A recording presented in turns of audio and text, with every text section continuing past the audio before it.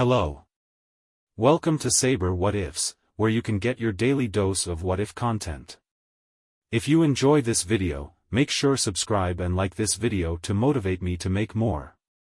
Without further ado, let's get into this fanfic.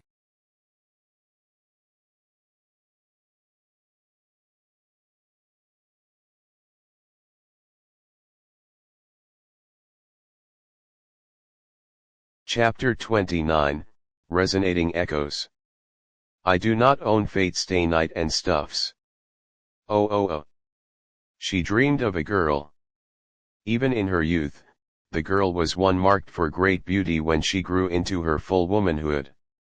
Though there were many young men who would have gladly risked much for a simple chaste kiss from her, none could pass the two greatest obstacles in the way. The first was a group of bodyguards, as expected to be around a beloved princess. The other was her older brother. Though he was a man who enjoyed a good jest and was not above a fling with young girls himself, anyone who attempted to flirt with his sister was a dead man. Literally. His intentions were good and honest, but the girl's brother was a bit bloodthirsty when it came to protecting her. Still, he made his point rather clearly after the first few corpses. No one was to try to take his little sister away from him. It also had the unfortunate side effect of no sane man wanting to have the girl for fear of the brother killing them regardless of marriage agreements. The girl who loved to laugh and play soon found herself without friends or confidants. It was lonely for her. All she had left to comfort herself, besides her brother, were her books and studies that were generously given to her from her wise father. She loved to read every scroll, every tome, every scrap of paper she could get her hands on was read over and over again until she memorized the contents and could list off everything in them word for word. She was a funny child like that. Smart too.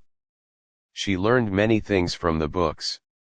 How to grind various potions, how to build a workshop, how to launch a fireball, and accidentally light the curtains on fire, and burn down a portion of the palace.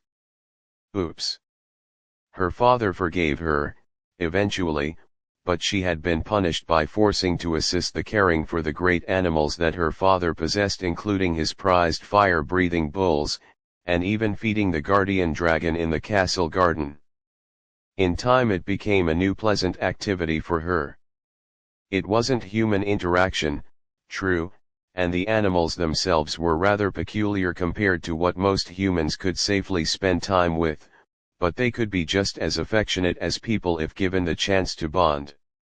She learned much of the care for animals, both magical and mundane, in that short span of time, and would always enjoy the company of them thereafter, even when she was allowed to go back to her studies again. More and more she learned in her studies, always shutting out the thoughts of loneliness as best she could. However, she was still human, and like every other human of that era, she was prone to quietly casting her wishes to the gods. One day, when she could bear it no more, she made a single prayer to the gods, a single wish that she might find a man her brother could not object her to be with. She had no idea what horrors that one wish would bring upon her. The gods are cruel existences, frequently granting the wishes of their worshippers in the cruelest and most ironic ways they can conceive. She found a man all right, on a ship unlike anything ever seen before. He came from a distant land with many companions of vast differences to seek the greatest treasure that her country possessed. Her father, though impressed with the drive the man had and respected the companions he brought with him, would not give up the golden gift given to him so easily. Still, he was not foolish enough to outright deny a man who was given a task by the gods themselves, and so sent the man to complete several otherwise suicidal challenges in order to prove his worth, and most likely get himself killed in the process. Tasks from the gods were not supposed to be easy after all. The king had summoned his youngest daughter to lead the man to his first task.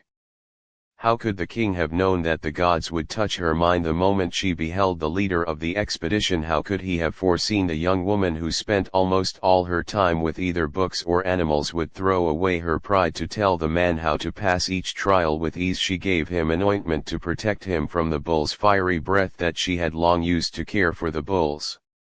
She taught him the trick to defeat the dragon's teeth soldiers that she had read in her books. She had even ground up a special sleeping powder strong enough to knock out even a dragon for a time. All this, because she suddenly found love with a man she had just met.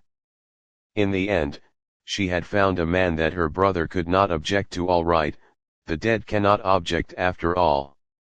When she gazed upon her brother's mangled and dismembered corpse and looked at her blood-stained hands, the fog that had been on her mind since the man's arrival abated. For the first time since that man had come to her land, her mind was free, and for the first time she could do what she wished. She screamed. Oh oh oh, battle after battle. Life after life. His existence was nothing but one dangerous situation after another, walking into hells in the form of deserts, cities, jungles, and others for the sake of aiding those that could not protect themselves in such worlds. He never stayed for the celebrations, for the reconstruction, for the people to say thank you or offer him what they believed he deserved. No, he just continued on to the next place that he believed needed him. Whenever he did go to a place that knew of his exploits, he was met not with praise or awe, but skepticism and suspicion. Not that it mattered to him much save for his reputation causing some negotiations to be a bit more difficult than they needed to be. His friends had left him a while ago. They still talked on occasion, but they simply couldn't keep up with him, or rather they just didn't see the same path he did. They couldn't understand or follow the ways he went like he could, and so they couldn't go that far on it and went on to do their own things. Onwards he kept on marching. Fighting and traveling, forward ever on to the next conflict, not realizing how twisted things were becoming. The beautiful things were ugly and the ugly things were beautiful. There was nothing disgusting once looked at objectively. Sophistry, falsehood, trickery, vanity. These were what he saw the most of in his travels, before and, eventually, after death. But still he did not seem to care. His ideal and oath to protect were far more significant to him. He did not mind what he lost in order to maintain them. Even when he was betrayed, he believed there would be a next time if he did not betray himself. He did not show grief or pain. He was like a cold-blooded machine to others now. A convenient existence to be conveniently used. Cast out and discarded once it had served its purpose. He was nothing more than a cheap, disposable tool in the eyes of others. But the machine had an ideal it wanted to protect, so it accepted its role as a tool without argument. At first he thought it would be a useful way to help other people, by accepting jobs to the worst places on earth for easier access and resources which he could use to do even more good. However, it wasn't something he could go around proclaiming. He ended up killing more and more people in the pursuit of his dream. His failure to save the ones he had ended personally prevented him from talking about his fantasy-like ideal. The dream of saving everyone he could see blinded himself to the isolation that remained. His friends were gone, his presence a hindrance, his family was dead, and he lacked anything to love or care for. He was alone, and even his ideal could not be considered what it once was or be something to proudly declare. Conclusively, the only thing left for him to protect was the image of the ideal itself until his end. And the result, the ideal Shirou Emiya dreamed so firmly of had never been accomplished. He found out that it was just nonsense dreamed of by a fool who is only a nuisance to others. He learned that what he believed in was not wanted or wished for by the masses. Yet, he still clung to that damned mockery of an ideal, believing in it with all his being. The image of a man impaled by numerous weapons could now be seen. Betrayed by a man who he had once saved, used as a scapegoat to blame the beginnings of an almost war that he had fought tooth and nail to stop. And yet the most truly terrifying part of the picture to the one watching all this was not the nature of the man's death. It was not his past, nor the alien-like nature of his way of life. It was the honest, gentle, small, content, and worst of all, happy smile on his face during his last moments. Oh oh oh. She saw Tartarus through the eyes of a small boy. The screams. The begging. The pain. The lost hope. The smell of decay. The unholy fire that yearned for flesh. The atmosphere of death. Yes, this was without a doubt hell. Even though she had never been there herself, she had heard of it enough from spirits and the other gods to know that this was true. The only thing it seemed to lack was the local demons tasked with ensuring the doomed were tortured, but given the situation of the humans here, their unholy presence did not seem necessary. The boy that hosted her was an anomaly. She did not know why he was condemned there because he himself did not know why. It was a paradox as condemned spirits were made fully aware of why they were there when they first incarcerated, tortured by their past decisions and current situation. Yet another example of the cruelty of gods. But he seemed to be free where others were held back and slain. Able to walk on his two burned legs, he saw his parents, people he knew around the neighborhood, friends, and complete strangers succumb to the new world. Some indescribably quality was present in the boy, pushing him forward when he should have fallen. This did not mean that the child did not suffer though, as he too was assaulted by the fire that reigned supreme all around him. Burns, wounds, and exhaustion quickly took hold as he somehow trudged on forward step after step, ignoring the screams of those who wished to be saved that were beyond saving to search for his own salvation. Yet the child was still just a child, human at that. Weak. Frail. Unremarkable. It did not take long for him to reach his limits. However, that was when he did something that the watcher did not expect. He threw parts of himself away in order to continue. Feeling. Sympathy. Empathy. Faith. Curiosity. Sadness. Anger. Jealousy. Pity. Humor. One by one, parts of the fractured child's self fell off in order to allow the rest to keep on going, much like how a lizard sacrifices their tail to keep their priceless life maintained. Once again though, he was but a child with limitations. Sooner rather than later, without encountering anyone that could save him, the boy had shed hope and in the following step fallen to the smoldering ground on his back. The woman watching through the eyes of the child observed the cloudy sky and like him noted that it would rain soon. She was slightly unnerved by the boy, by what he had become. An empty shell devoid of everything. Had even the gods ever reduced a person to such a state in their infinite reckless whims? They had raped, manipulated, scorned, murdered, tricked, tortured, and warped so many including herself, but to turn someone into just a shell, which God could derive satisfaction from this? Even she did not know the answer to such a question. The boy's hand, which had been reaching out not for aid but merely to try and touch the endless sky, had begun to fall when it was caught by a complete stranger. A man, holding onto his hand with all of his might, and was crying unrestrained tears of joy. It was this that brought the fading child's consciousness and life back, not out of relief that he was saved, but mere curiosity of the man's expression. And while the boy pondered if he could ever be so happy, the woman, seeing the world through his eyes, thought something else. Such happiness existed. Would someone ever look at me like that? Oh, Emiya residence. Ryder regained consciousness and picked herself off of the floor she had been somewhat laying on. As she was in spiritual form, she technically couldn't interact with the physical world, however the formal craft circle underneath her generated enough magic that it could provide her with a pseudo-surface. Taking in her situation, she noted that her spiritual body was still heavily injured from the previous night's exploits. It had only been through luck and Archer's quick order to jump that prevented her from being the first kill of the war when the rooftop behind her exploded magnificently.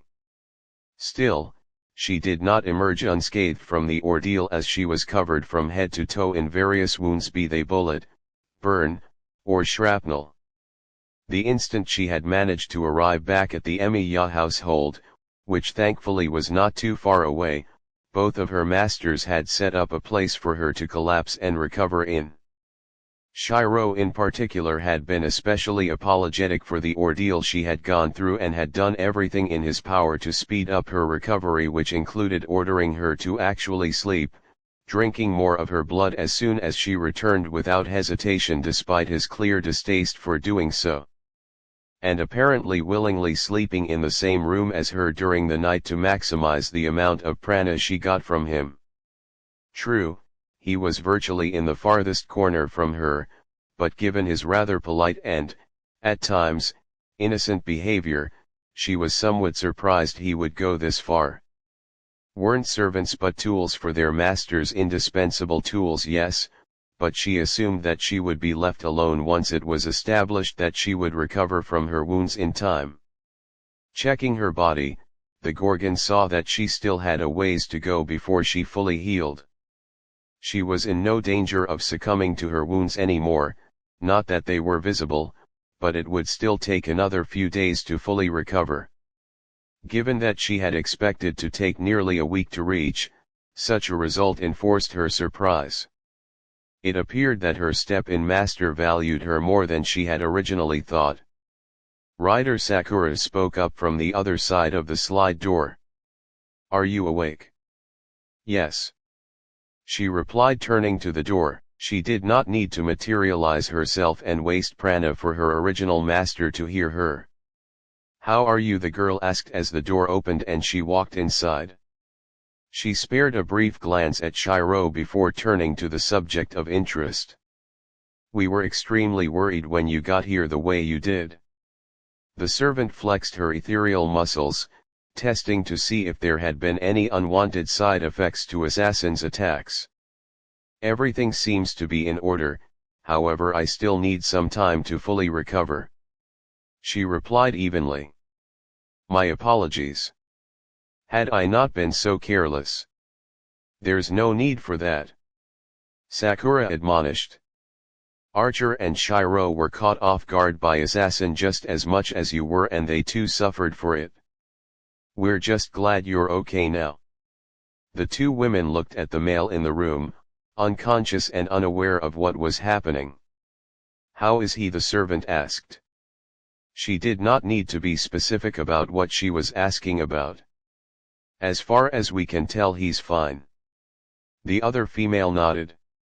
"The blood you gave him earlier seemed to help out greatly with the transfer of prana and refilling his reserves to a degree. Even so, he gave pretty much all he had to you last night and stayed in here after you fell asleep to help you out even more. He didn't put himself in any danger, but any potential prana he might have stored up is gone now." Ryder nodded in understanding. Due to her condition and Shirou's nature, their overall situation had only gotten worse that night. Yet she did not seem to feel as disappointed as she should have been. "Odd. I'll talk to him about holding back a bit for now," Sakura continued. "I'll set up some more bounded fields to absorb prana from the environment and channel the contents to you to help make things more manageable. Actually, I have a few that are ready to be tapped into today that can speed things up. If you're in good enough condition, I could take you with me to them and give you a boost." And Master Rider questioned, turning to Shirou once more. "Saber is more than capable of handling things here." Sakura smiled genuinely. Even if she is only running on what she has, it's still more than enough to last her for a fight or two. Plus it's daytime. None of the other masters will risk doing anything for now. Even as she talked to her master, Ryder found herself mentally frowning. Was it her imagination, or did the scent of the moonfolk seem stronger than before? With Emiya, she couldn't take it anymore. It was one thing to spend a good deal of time preparing for a battle or a large event, it was another to just laze around the castle and do absolutely nothing. Getting her coat and other clothes ready earlier that morning, the homunculus set her plan into motion by first giving Sela and Lysarit some large and outlandish tasks. It wasn't the first time she had done such things to them, so the two maids merely assumed that their charge was simply still irritable about her encounter with the apostle and being stuck inside all day, which was technically true. Still, it wasn't as if her orders weren't completely unwarranted. Frankly, there seemed an infestation problem or something, because Emiya swore she had seen a rat or two earlier. She'd have to check the bounded fields around the castle to see that they were working soon, just in case.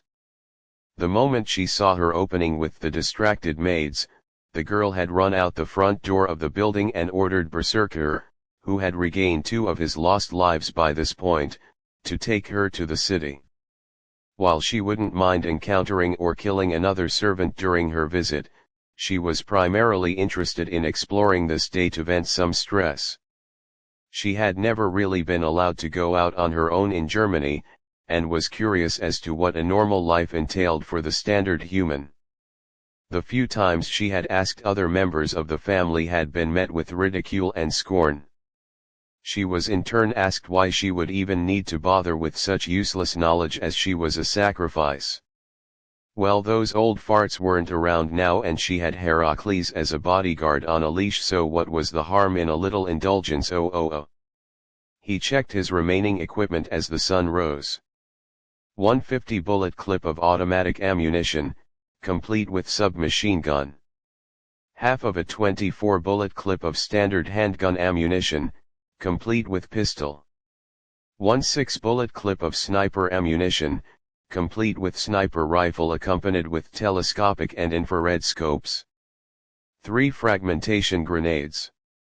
5 remaining landmines of varying types, already set up in various strategic locations nearby. 1 chipped combat knife. 1 smoke grenade. Other noble phantasms still unused and will remain so until otherwise required. Prana supply largely untouched and ready to be used. Breaking or enchanting any additional ammunition is counterproductive. The ambient prana would interfere with stealth capabilities and reduce efficiency. Final assessment. Confrontation with servants of any sort before weapons are restocked is highly inadvisable. Lack of direct combat weaponry and prepared terrain leaves him in a distinct disadvantage with regards to combat potential. Should contact be made, primary goal is to disengage. Should combat be unavoidable, focus should be on the enemy master while avoiding the servant at all costs. Assassin silently finished his stock check before placing it all in the folds of his cloak, where they would remain until they are used again or are replaced. Had he not intended to let Archer and Ryder live, he would have berated himself for such a sloppy encounter. Revealing himself at the beginning. Speaking to the targets pointlessly, actually engaging the targets in close combat for a brief moment. Exposing many tactics he had to the enemy. He had virtually broken every combat rule he had set up when he had a target. As a result, he had left himself vastly underarmed and gave up valuable tactical information about himself. Under most circumstances, he would have a great deal of trouble managing even one opponent in a straight fight. In fact, it was almost a miracle he had managed as well as he did against the two. Only his combination of guerrilla tactics and constantly controlling the flow of the battle enabled him to overwhelm the other two servants. That and the enemy were actually foolish enough to pick the most obvious rooftop to oversee and inspect the temple entrance from. He saw them coming and had instantly made up some quick plans before they had even left the building. Then again, how many servants actually worked with traps and triggered explosives? One thing was for certain though, should Archer or Ryder come again, he would be extremely hard-pressed handling even one of them. No, Saber should be considered as well, as she and Ryder were supposedly teamed up and their masters would no doubt share such important information. Lancer too, if he and his master were still alive. Good. Now that I look at it, your weapons leave much to be desired. Castor aridly sighed from behind him. No finesse. No elegance. No mystery. Just well-timed flying pieces of metal and man-made fireballs. Assassin remained quiet and continued to put away his weaponry. Small talking with the woman behind him would serve no purpose in the end. But with such simple tools you managed to cripple a master and servant, and pushed away 2 more servants at the same time, possibly even killed them if that last trick of yours worked as expected. She continued, not at all bothered by the man's silence. Well, you are a heroic spirit, I suppose. There must have been a reason you were able to be summoned after all. The massive sniper rifle disappeared into his cloak. He rarely used it in the daytime, and more often than not he kept it for the telescopic sight in place of binoculars. Still, you have some skill with modern thaumaturgy, so it does make me wonder if you have some sort of tool that isn't so boring. The Witch of Betrayal whimsically mused. With the last of his equipment put away, Assassin turned to his summoner and looked at her from under his hood with his dull eyes. Anyone with common sense could tell that he was asking what she wanted, in addition to conveying his well-hidden annoyance. My, you are an expressive one. The woman snorted in sarcastic amusement. Well then, I guess I'll have to spell it out for you after all. I know that you've used up most of your tools last night, servant. Since you won't be able to serve your purpose staying here anyways, I've decided to put you to work elsewhere. Think of it as a reward for all your hard work. Assassin turned more towards the woman, giving him a better view of her. She interpreted it correctly as a sign that she had his interest, not that it mattered. Since you somehow have independent action, we might as well put it to use. Medea continued casually. During the day I want you to go throughout the city and spy and learn about the other masters and servants if possible. Who are they? Where do they live? What are their strengths, weaknesses, their noble phantasms? How do they interact with one another? A sickening grin was made on her face. You know. Anything that you would find valuable for your next job. The male servant remained quiet for a few seconds before he finally spoke. Is that an order? A small twitch on the woman's mouth was seen. Whether it was due to his emotionless voice or the blunt nature of his question was unknown. Yes. It is. And while we're at it, let me just throw in a few more rules to be safe. You are not to interact with any other masters or servants or the overseer of the war, save for myself unless I deem otherwise later. You are not to leave any hints or items of any form for them to come across regarding you or me in any way. Should you see an enemy in a prime position to be taken out without issue, you will take it. There was a brief pause. And you will not return here until shortly before dusk unless it is urgent to resume your primary duty. Ah. So the real motive behind this is known. She was afraid of him, saw him as a threat. Keeping him around all the time would only give him the opportunity to learn of what she was doing and come up with something to sabotage it at one point or another. Her additional commands would prevent him from betraying her indirectly while still serving a purpose to support her goals. Smart woman. It was a foolish decision, but still made for the right reasons from her perspective. He wouldn't trust himself in this situation either, or virtually anyone else for that matter. But then, he wouldn't have sent away a servant that could act out on its own without supervision and leave so many loopholes in her orders. Without acknowledging her command in any other way, the servant of murder faded into spiritual form and made his way down the stairs to Fuiuki City. Tosaka residence. Wrong. That was the word that Rin best described her servant, that was Shirou Emiya. Not distorted.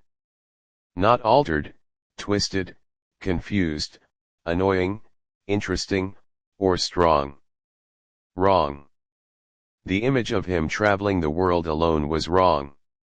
The nature of his selfless ideal was wrong.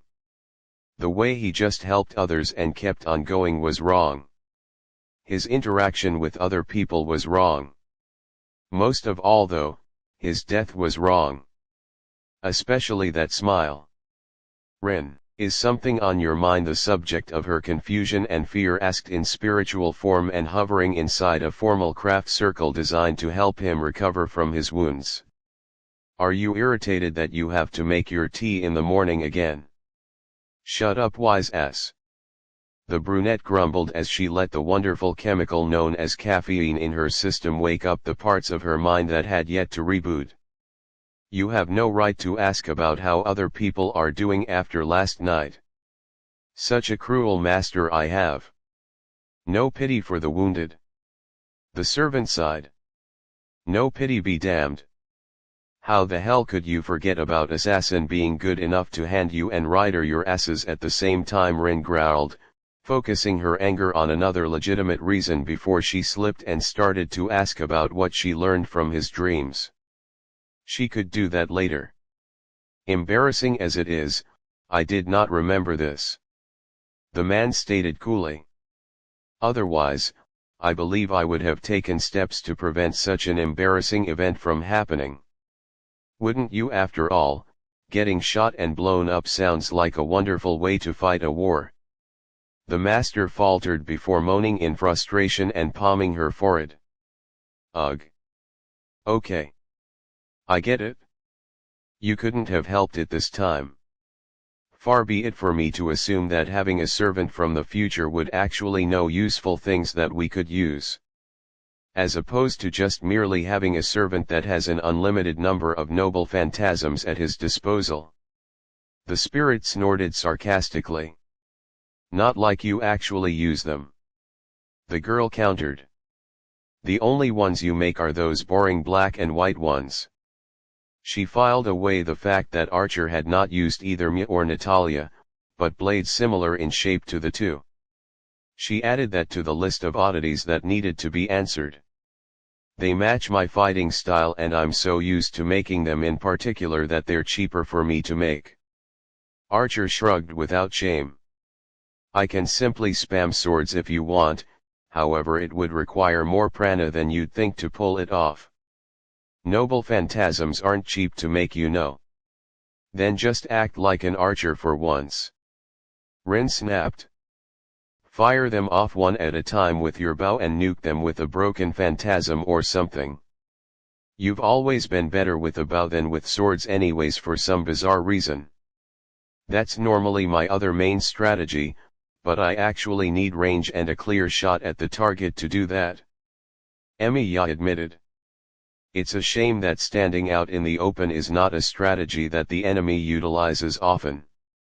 The master grunted, feeling a headache coming. Do you at least have any idea who this guy is? He's a modern-day assassin and saboteur. No. Archer relented. Most notable saboteurs came from Europe during the early 1900s when the world wars were going on, but even then I have doubts that any of them managed to get on the throne. Also there's the weapons he was using. What's so special about them other than the fact that they were guns? They were more modern, Rin, particularly the submachine gun. The servant corrected.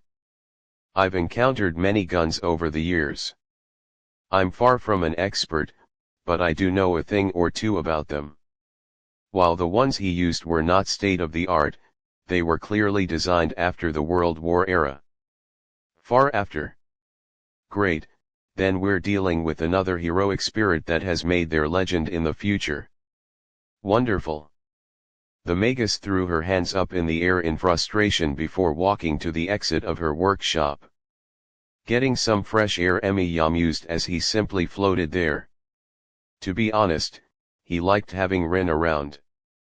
It reminded him of old times and prevented him from dwelling on how messed up his situation was.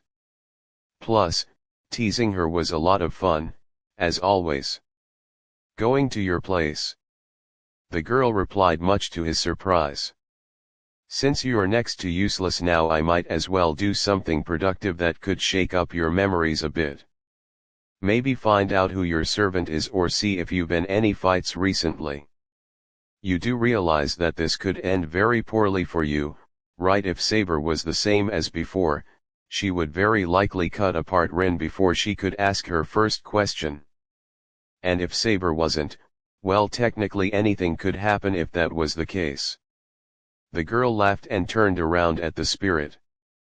"Shirou, you worry too much. You sound as if we don't trust each other." Oh. With Lancer. She should be awake by now." Lancer had repeated himself for what seemed like the 100th time that morning as he glanced at his still unconscious master. "Humans aren't as strong as they used to be." Miriam shrugged. "Miss Makromitz is a rather strong individual for this day and age, however my statement still stands."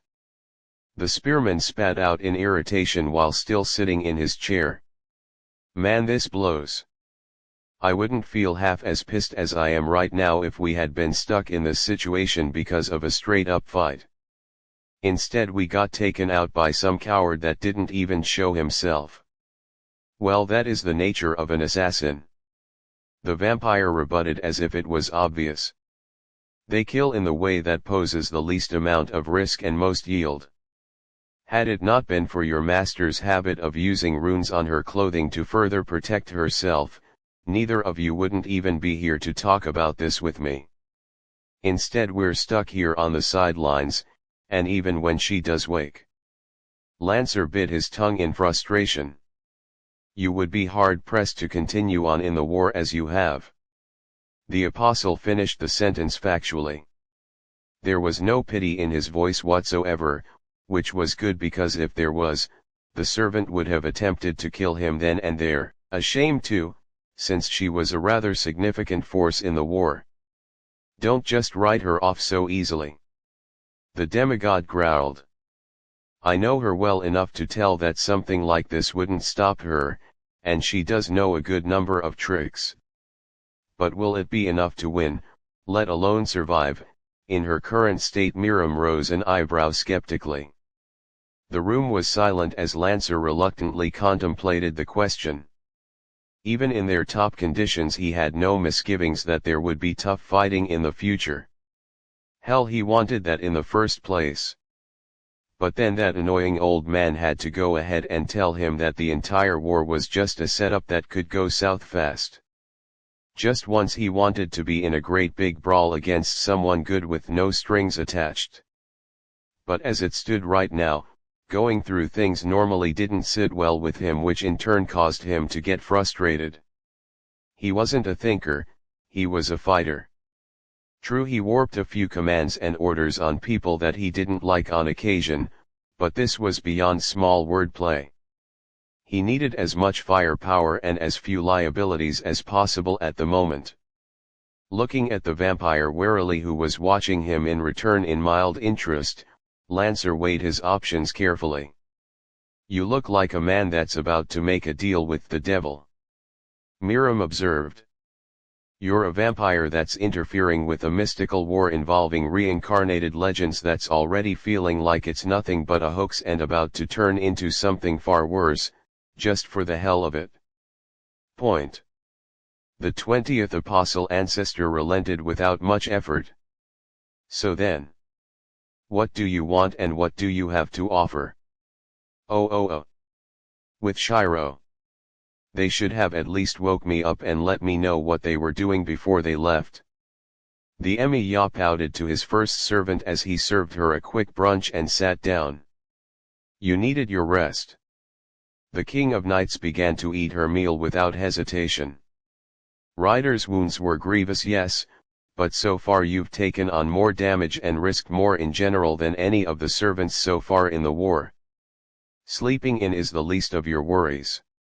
How was Ryder when she left? Shirou began to feed himself as well.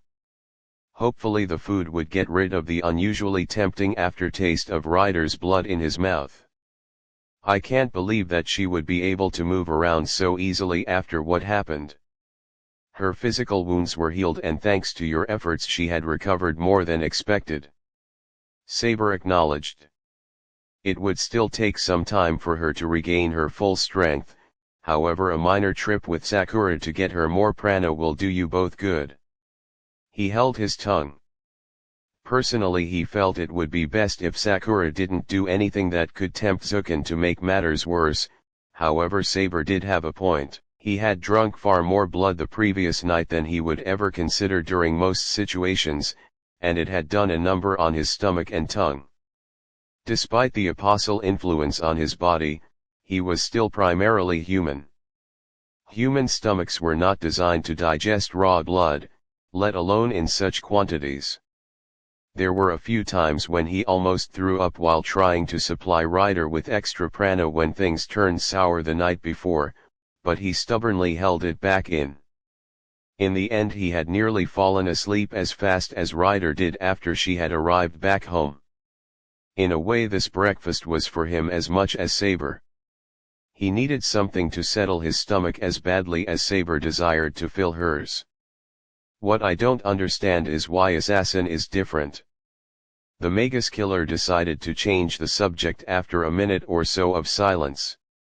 No matter how I approach the situation, I can't make heads or tails out of it. From what we've gathered, Castor still summoned him while she was at the temple, so how is it that she could get someone else, let alone someone that fights like that? I do not know. Saber admitted while still eating. Perhaps this is simply another unfortunate result of your father's interference. Maybe there was someone of significance buried there now that had not been before. Regardless, it does not change the overall plan. Castor must fall and Assassin is in the way of that. Shirou nodded quietly while chewing. You're right. Castor's been draining the ley lines more frequently lately and causing people to pass out. She needs to be stopped first before we can deal with anyone else. Even Kotomine is at least more subtle and controlled of his actions than this. Despite our feelings for him and what he has done, should we ask him for aid? Saber asked with focused eyes. As overseer, would he not see that what she is doing is possibly exposing the existence of the war? No. Shirou shook his head. I need him for later, and if I ask him for help too much he'll likely find out that we know more than we should. Besides, if he hasn't done anything about Castor yet, then he probably believes the situation is still manageable. Trying to push him to do something would not work well in our favor. Remember what it took for the previous overseer to set the other masters against the Fourth War's Castor. Saber scowled as she vaguely recalled the numbers of missing children and persons prior to the fight against the insane Gilderais. Point made. What do you intend to do then? You must also be prepared for when Ilyasville returns, as well as Zukin and Gilgamesh. You have to be conservative if you wish to survive. And I can't make any additional solid alliances until at least Zukin is addressed, otherwise he'll find out and use Sakura against us and virtually everyone in town. Shirou began to get a headache, but he ignored it. And dealing with Zukin will, without a doubt, result in Gilgamesh starting to move, if he hasn't by then, because we need Kaire's help dealing with the old bastard. Ilya's a wild card at the moment regardless, given the way she reacted to me last time, so figuring out a solid way to deal with her alongside everything else is going to be a nightmare in itself. Indeed, we are stuck in quite the quagmire. Saber agreed with her master's summarization of the situation. Two insidious factions required alliances to fight against each other, while an uncontrollable force of destruction lurked off to the side and only needed the slightest of whims to attack. In the meantime several other parties did as they pleased only to further complicate the issues at hand. It was Britain's problems all over again, with servants and masters instead of armies. And then there was Archer. May I give you some advice? By all means. We're partners, not master and servant, or king and sword. You don't need to ask permission to do something of the like. The master shrugged. The servant nodded in thanks with a small appreciative smile on her face. When I was in dire situations like this, my strategists and I would frequently focus not on the enemy or that which directly influenced the battle, but on everything else. The weather, the land and wildlife, the local populace, individuals of note, rumors and the like. More often than not we would encounter overlooked factors that ended up turning the tide of battle to my favor or at least avert a humiliating defeat. On everything else but the immediate threats Shirou mused as he looked at his food. Dad did focus on those a lot in his notes when he went for his kills. As efficient as Kiritsugu was in what he did, I would appreciate it if you didn't try to emulate him too much. Saber's eyes hardened for a moment. She would very much like to not repeat what happened to Darmuid again. We all would. Dad included. The son agreed absently while chewing on some food. Quietly he thought about everything else he had glossed over. The other participants in the war. His own standing in the war. Where everyone was. The clock tower. Miriam's presence. His jobs. Fuyuki City. The Greater Grail. You have something in mind. The blonde noted casually. Shirou nodded without turning away from his food. We're going out for a walk after lunch. Assassin crouched over the edge of a building and looked through the lens of his sniper rifle, examining the faces and people that walked by on the busy market road in the morning. It was mostly housewives doing food shopping so far as it was in the morning, but it had been growing more balanced since noon approached and people started to go out for lunch. He personally didn't like his current setup as it was in the middle of the day and in the dead center of a highly populated area, but then again he'd have to be a novice to actually expect any situation to be ideal. Castor's orders had made things slightly tricky for him to work around, but there were a few loopholes he could manage. First of all, he only had less than a handful of people in the city that he would actually consider enemies. Those that weren't in that category were either allies, targets, or inconsequential. The difference between targets and enemies was that targets were far easier to kill with proper planning and posed less of a threat to him. It didn't need to be said that such labels were subject to change. Regardless, so long as he didn't bother to prepare a shot, his presence concealment would ensure that he would be able to escape from anything long before the stalked could take proper action. Despite his gun being a noble phantasm, it used up little to no prana by itself, making it difficult to detect. That was if he didn't break or enchant the bullets, of course. Enchanting his bullets, now there was something he never really did when alive, not that he could have done it often back then anyways. It was only because this was a battle of epic spirits, legendary figures that were nay impossible for mundane methods to destroy, that he had even bothered to enhance his weaponry. His knowledge of thaumaturgy during his living days was limited to what he thought was useful and what wasn't for his job. Magic was detectable by other magi, hence it gave away what he was going to do and where he was. Guns, bullets, and explosives by themselves, though, weren't. Magic was an option that was somewhat more available when he was hunting normal humans that pissed off one government organization or another, but not by much. A flaming bullet in the head yielded no different results than a normal bullet in the head. Actually, he still preferred not to use the enchantments for anything but direct combat purposes, which he avoided when possible. As far as he was concerned, if he had to actually fight, then he did something wrong. Then again, he could only do the enchanting to this efficiency now that he was a servant, but that was beside the point. Very briefly he once more went through the data that Castor had given him about the other servants. Rider was Medusa and the servant of Sakura Matu.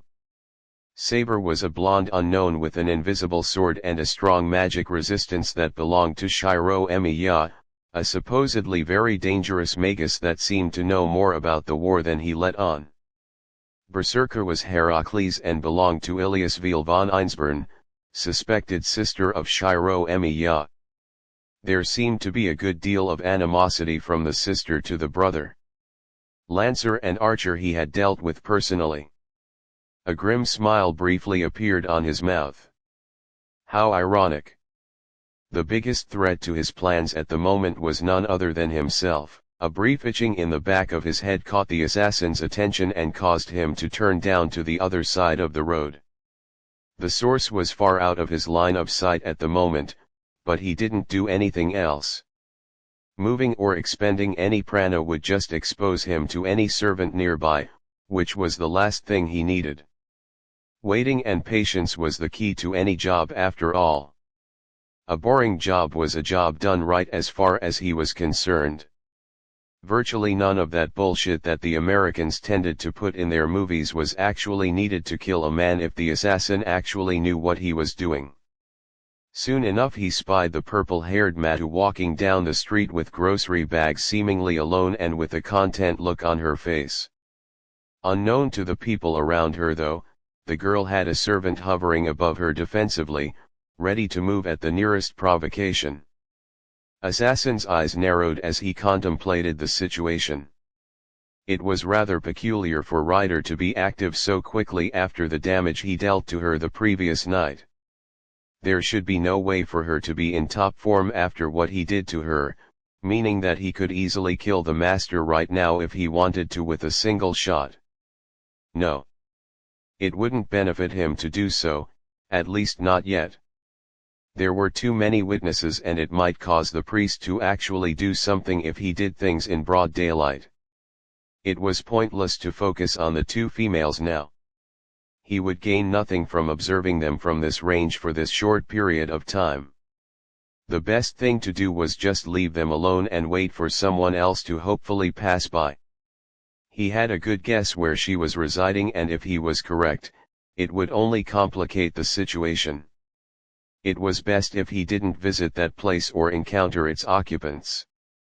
Assassin began to make quick vague sweeps of the area below him. Given what he knew about the magi and servants in the war, he doubted that there was anyone else. Shit.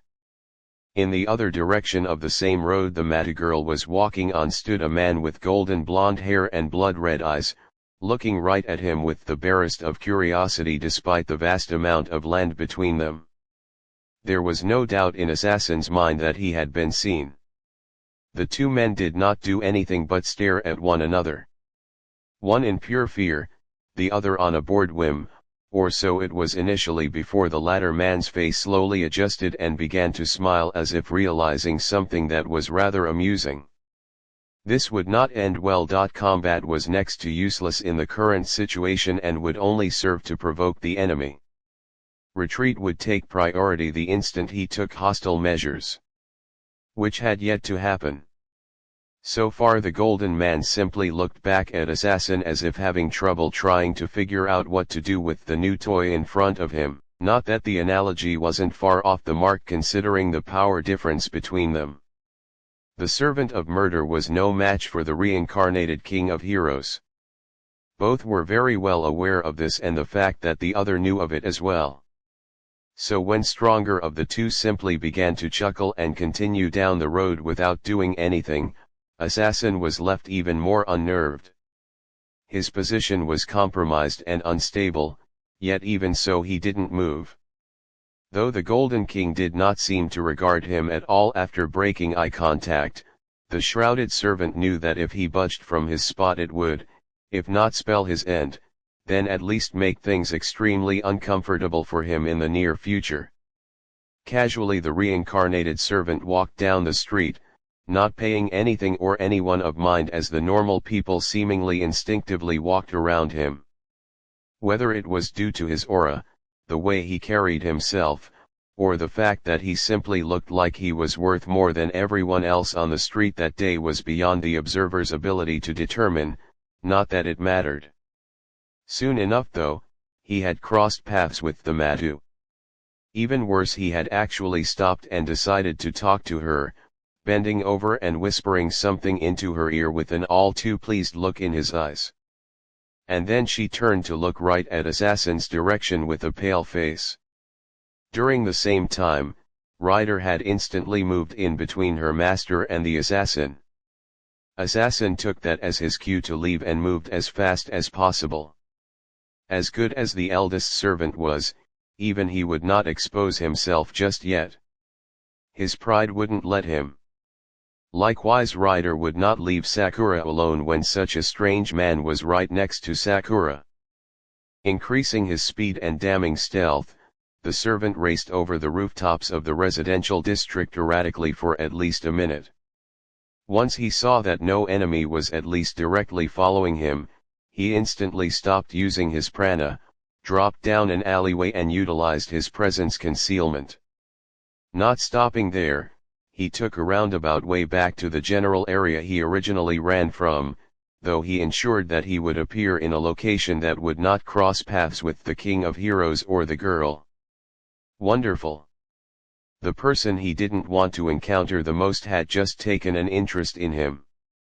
Even worse, he'd probably be forced to tell Castor about him, which would force the psychotic woman to drain even more prana from the ley lines and force Kairi to take focus on her. Expanding his senses some more in the alleyway, Assassin attempted to regain his bearings with respect to the enemy. One of the convenient things about being Assassin was that his class was usually among the best for keeping tabs on other servants, and as such he could feel possible enemies from a good ways off. He wasn't as good as Castor, and Archer could easily see him from outside his range if his view was unobstructed, but all in all he was up there. He nearly swore as another servant and master were detected and slowly approached his position. Not taking any chances, he made his way back to the rooftops as quickly as possible without losing any of his stealth, reaching the top within seconds. He had long since adapted to the convenient benefits of his superhuman strength and speed, though rather subpar when compared to any of the other servants, which were more than absent during life.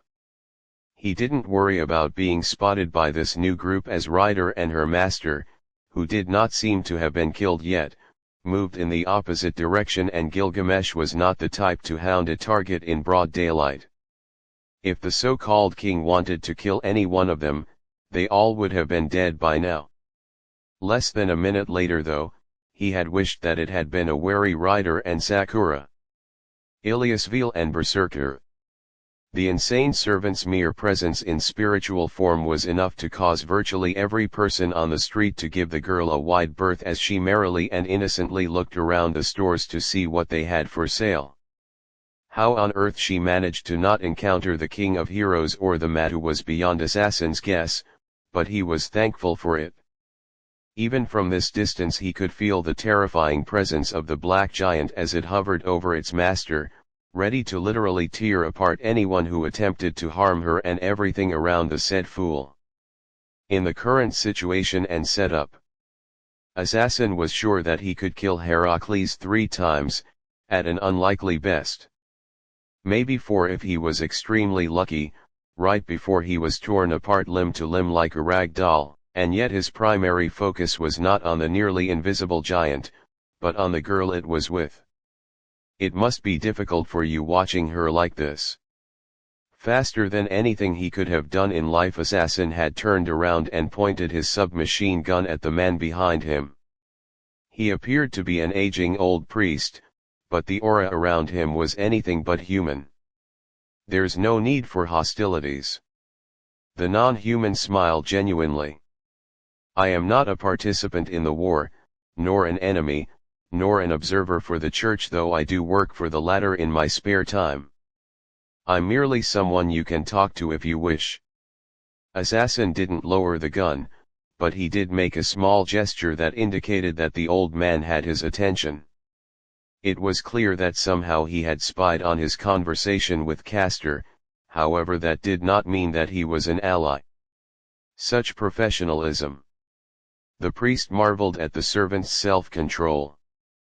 The rumors about you certainly did you no justice, both metaphorically and literally. Controlled movements. Minimal conversation. No emotion. Just like a machine. Yes, I can see why so many were afraid of you, Shirou Emiya. What do you want? He didn't know how, but this thing was interested in him for some reason. Interested enough to properly identify him and risk coming out into the open. Under normal circumstances, the servant would have just killed the thing in front of him, but two things were preventing that. The first was that it could prove to be of use to get around Castor's orders. The second was that if he started anything, Berserker would be on top of him in an instant. Again, there's no need for hostilities. The priest raised his hands in surrender. I have no desire to become an enemy or target of the sire of my lord's good friend. I hold Lord Emiya in the highest regards, and as such I respect you just as much. That got a bigger reaction out of the servant. The end of his gun twitched slightly. He certainly did not like the fact that the creature had said Lord Emiya. Prove it. The old man's disposition did not change. Unlimited blade works. Assassin's eyes widened. Oh, my lord, and I are very well aware of his disposition, among other traits he has acquired since your passing that you are not aware of. We have even aided him on a few occasions. He continued without pause. Other than Arturia Pendragon, or Servant Saber as she is publicly known as, we are the only ones on this continent who are aware of what extremes you went through to prepare for this premature ritual. Granted, Lord Shirou is not exactly aware that my master and I know of what you did and why, however we are nonetheless interested in his activities. Then of course there is Angramenyu and your daughter's rather interesting condition. The soft but distinct clicking of Kiritsugu's gun silenced the king of rats. Obviously he had talked too much. What do you want? The magus killer asked again, this time with a cold tinge to his voice. Personally it would be one of your son's 4 cheese pizzas. He really is a marvelous chef, but I doubt that's what you mean. The priest admitted shamelessly before getting back on subject. To be blunt, we simply wish for things to progress in a favorable direction. We have directly interfered with the war too much as it is, however merely subtly influencing events is something that we see no harm in doing. We would prefer to abstain from interfering with the war completely and merely watch these interesting events progress. However, the continued existence of that King of Heroes and the tainted Greater Grail are rather concerning. We would like to see them addressed. The gun between the pair lowered slowly until it was pointing towards the ground. You have information. It was not a question but a fact.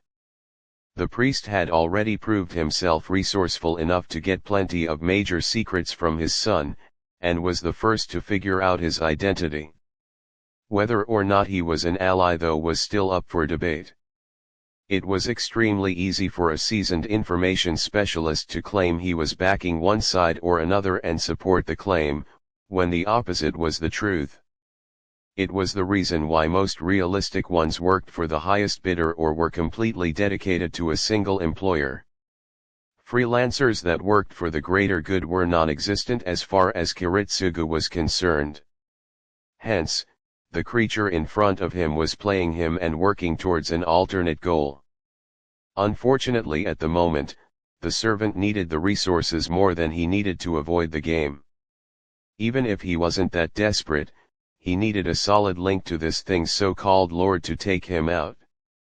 He knew too much about Shirou to simply just leave alone. However, it had already made a mistake. It had unknowingly admitted that it did not know of all the precautions Kiritsugu had made before he died. And then some. The king of rats nodded without shame. I assure you, you will find much of what I know quite interesting.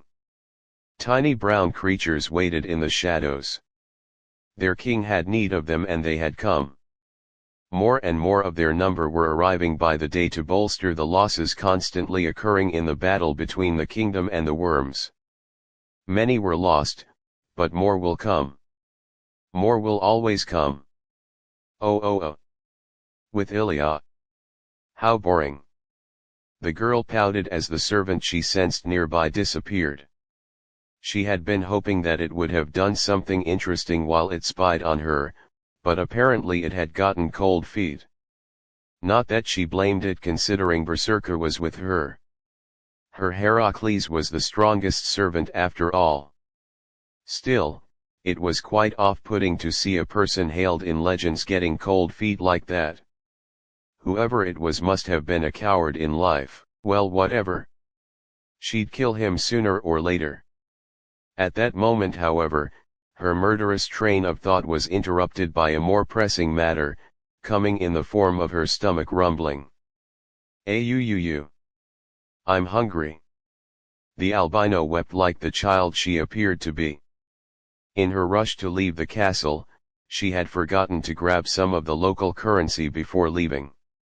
Her servant twitched slightly above her, responding to her distress. No. There's no need to do anything, Berserker. The girl sighed, tears of self-pity running down her face. She'd just have to hypnotize some random passerby and steal their money to get something to eat. It was an insulting use of her mystic eyes, but her stomach took priority and... What is this? A woman's loud voice echoed through the street, originating from very close to the partially deafened and surprised homunculus. A young child alone and crying in the street. Why hasn't someone offered to help this poor girl yet? Ilyasville responded to the question as best as she could. Huh. Standing in front of her was an energetic, albeit pissed-looking young woman with short brownish hair in a green summer dress and a black and yellow shirt underneath it. Standing next to the woman was a rather emotionless and boring-looking middle-aged man in a standard suit and tie with glasses that seemed all but invisible when standing next to the walking foghorn. What is Japan coming to when our people just stand around and do nothing when the young are left alone and distraught? The woman continued to rant with an impressive ferocity that seemed to cause people to give her as much distance as Ilya did with Berserker hovering over her. Fujimura-sensei. The man next to her stated evenly, clearly not at all bothered by her behavior. You are letting your emotions get the better of you again. You won't accomplish anything if you keep on ranting like this. Quite the contrary, you might scare the girl even further if you continue. Irk. The woman froze, clearly having only just realizing that possible fact before turning to the very confused albino with tears in her eyes. Actually, upon a closer look, it was clear that she was about to cry more than the suspected lost and helpless girl, but no one wanted to point that out. I am so sorry. I didn't mean to scare you. That is. She's clearly foreign. The man spoke up. She might not understand Japanese. I'm very sorry if I scared you. Do you speak English? Are you lost? The woman switched to the Western language on the dot. Her accent was a bit thick for Ilya's taste, but overall the woman was quite fluent. I'm actually German. The albino sheepishly replied in fluent Japanese. But I can speak the local language, and no, I'm not lost. Bilingual at such a young age. Impressive. The man acknowledged with a brief nod. Are you okay? The woman switched back to her native language as well with a concerned look in her eyes. It's not safe for young girls like you to be outside alone when there are so many things happening lately. I'm fine. The girl pouted, once again annoyed that her physical appearance didn't match her real age. I can take care of myself. For some reason, she swore she heard the sound of a muted gunshot originating from the woman's chest, but that was just ridiculous. She's so adorable. The immature woman began to tear up even more while still quite close to the girl.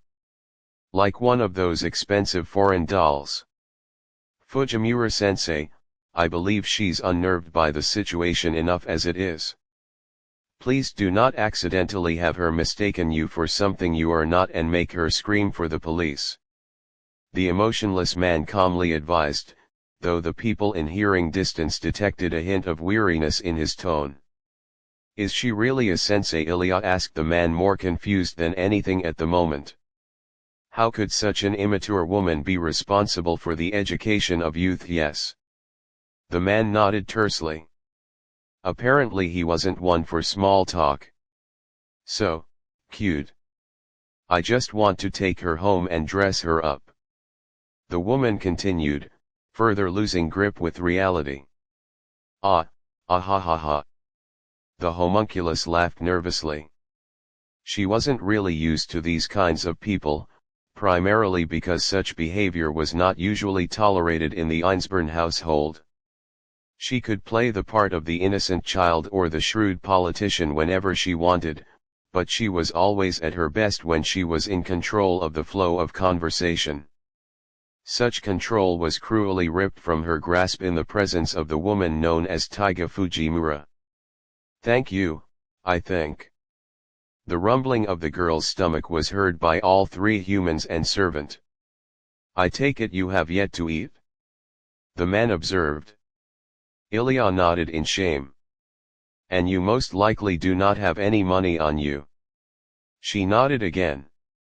And your caretaker has all the money and is most likely looking for you as we speak. A third nod, this time tears of embarrassment started to come from the albino's eyes. Why did this old geezer have to be so blunt about it? Taiga sighed. Honestly. I guess there's no helping it. We'll take you out to lunch and then help you find your family. Ilya had to hold back a bitter snort. She knew exactly where her family was, and they were the last people she wanted to talk to at the moment. Both Emiya and Einsborn. Fujimura-sensei. Please remember what we were tasked to do today. The so far nameless man stated calmly. It was only at that point that Ilya noticed that his eyes were roaming the area as if looking for something he couldn't see. Most likely it was Berserker, however the girl was impressed. Even though the man apparently had no circuits, he could still tell that her servant's presence was something more than just a chill down his spine. It spoke a great deal about his situational awareness, not that it would help him if she actually told Berserker to kill him. We were tasked by the school to speak with the police in person about the recent events to determine if the schools should keep on running. The woman pouted and turned to her companion. Oh come on Kyozuki-sensei. How can you see this adorable little thing and not feel anything? It's our job to help and guide the young, and that's what we're gonna do. You know that the police rep can wait a while for us to at least feed Iliasville von Einsborn. The girl introduced herself, somewhat annoyed that it took them this long to ask her for her name. Ilya. Taiga instantly shortened the name for her convenience. Besides, we can drop her off at the cop's place as a missing person afterwards. Even if the police accept our tardiness, where would we eat? The man inquired. I hope you are not thinking of freeloading off of Emiya's generosity again. It is one thing to frequent a student's home for food, even if you are his legal guardian, it's another to ask him to service to complete strangers unannounced. That had the small master's attention. I'm not that bad. The immature teacher moaned. It's not my fault that Shirou's cooking is better than most of the restaurants here and he won't turn people away. Besides, I don't like him living in that big house by himself all the time. Kids get lonely, you know. Her demeanor calmed down a bit. Besides, I don't want to put any extra stress on him right now. Stress? Kyozuki questioned curiously. Ah. Tiger realized her blunder and began frantically to try and grasp at straws. I mean, you know how he is. With all the people getting hurt and those fires going around lately, he's been in a touchy mood. I just didn't want to add to all that. Who are you talking about? Ilya asked with all the innocence of the child she appeared to be. He's a student that Fujimura-sensei has been taking care of on the side for the past few years since his father died. Kyozuki replied as evenly as ever. Also, he's unofficially one of the best chefs in the city, very reliable, and a complete selfless idiot at times. Taiga added with finality, before her stomach began to rumble in tandem with Ilya's. Unfortunately, Shirou Emiya is closed for the moment, so we'll have to go somewhere else to fill our stomachs. Any requests? I have no preferences. The token male stated. I figured as much. His affiliate muttered. How about some hamburgers? Not fast food, but a decent place. Ilya suggested to Taiga. The energetic woman was more responsive to her and could be milked for more information about her target. Plus Kyozuki creeped her out. How could a guy with a face like that be a teacher? They don't cost much here, do they? After a small debate and a pleasant stop at a nearby diner, Ilya hypnotized the two teachers to forget all about her while simultaneously implanting a suggestive subconscious impulse in Taiga for the future. All in all, it had been an interesting day for the Einsborn. Edelfelt Mansion. I must admit, I did not expect to have a conversation with you again so soon. Livia drank her tea with a good deal of poise and elegance, none of which betrayed the uncertainty she was feeling at the moment, sitting in the same room as Shirou. After all, even with what she had set up, the magus had little doubt that she would not survive if Saber truly wished to end her instead of imitating a statue next to her master. Likewise, Castor was just as still and quiet while sitting next to Livia. Truthfully, the homeowner did not believe Shirou would try to do anything outrageous in the middle of the day, however the same could not be said for his servant. Neither did I until a few hours ago. Shirou admitted, dressed up in his work attire sans the holy shroud which he was still wearing under his suit. I see you've significantly increased the defenses of your workshop. Castor's doing. Of course. Livia rolled her eyes. We are at war after all. Why wouldn't I exploit the knowledge of my servant to increase my home field capabilities? Do you take me for a novice? Depends. Shirou smirked with light humor. To his side, Saber had remained focused on the task at hand, ready to protect her master in a moment's notice. Did you study and understand the new additions she gave you? The ones I could make sense of. The blonde admitted without shame. The ancient language is quite remarkable after all. Speaking to the world itself to provoke an effect. Why, it's in a way just short of utilizing a marble phantasm. Actually, there's a bit more of a gap between the two than you think, but they do follow the same base theory. Shirou added knowingly. One couldn't conduct significant research on reality marbles without learning a good deal about marble phantasms. Castor said the same thing. I'm a bit surprised that you were aware of it as well. Livia was honest. People knew of the general theory about this subject, but those who had deeper knowledge on them were rather small. I take it this was something you picked up while hunting apostles. Don't tell me you have the bright idea of hunting the White Princess. Shirou shivered, ignoring the brief look that Saber gave him. Please don't joke like that. I'd be wrecked in a heartbeat against her. White Princess? Castor asked, confused.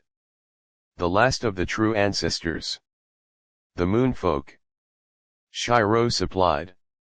She's currently one of the most powerful beings on the planet. When was the last time you were here? The blonde changed the subject on a whim, seemingly not getting to the topic at hand just yet. I believe it was your over-the-top Christmas party. The male supplied, going with the flow for now. You set it up after Rin told us she was hosting one of her own and you decided to one-up her. He didn't say however that Rin had done that just to call Livia's bluff so the girl would host the massive and expensive party in the first place and get free expensive high-class food, that Shirou didn't make. Alright. That little get-together. Not one of my better gatherings I admit, however given the company at the time it was adequate. Livia had attempted to get her sister and some other acquaintances to come over for the party, but her sibling and the others had flat out rejected her offering simply due to the fact that she was in Japan.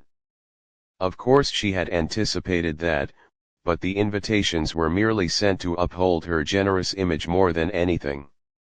Shirou didn't mention that he was still getting asked by various classmates what exactly happened in the party, which due to its exclusivity and Livia's home had been unintentionally elevated to legendary status among the student body.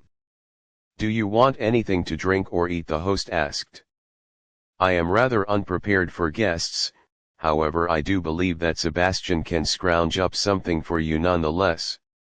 Shirou shook his head. No. Under the current circumstances it would be unwise to accept such an offer. Especially after I have told you so many of my father's tactics. He left unsaid but clearly heard. Hell, he had inspected everything in the room as he walked in just to make sure that the table and chairs weren't rigged with some sort of spell or explosive just to be sure. A shame. Sebastian really was quite eager on seeing how well his skills had improved according to you. Livia made eye contact with Shirou, ignoring the servants in the room. Why are you here? The room was silent for several seconds as neither side blinked. Where's Marge at? Livia? I didn't know you went for younger girls. Shirou. Livia smirked with tea in hand, however the sudden stillness in her body was not missed by anyone. Where's Marge at? She's out and I will ensure that it stays that way if you have unsettling thoughts about my sister. There was more steel in her voice this time. If she's doing anything that I find objectionable, you know I will act. Shirou narrowed his gaze. People are falling unconscious all over the place in greater numbers. Castor is the only servant that can do such a thing and I cannot see you responsible for such a tactic. If you have any other false accusations without proof for me, I'm afraid that your stay will be shorter than either of us had anticipated. Livia's polite demeanor was gone, replaced with ice and pre-battle tension. As much as I do value you as a friend Emiya, I do not tolerate such slander. On either side of the table, both servants made subtle movements to prepare for battle. The switch in addressing Shirou was not lost on anyone. While under most circumstances Saber would dominate the battle from the get-go, the group was within Castor's territory. There was no guessing what she could have done to shift things in her favor here. You don't know, do you? All the attention in the room focused on Shirou once more. I know you, Livia. You're a good person. Not a saint, but you aren't bad. You'd risk a lot for this war. Your pride. Your life. Your future.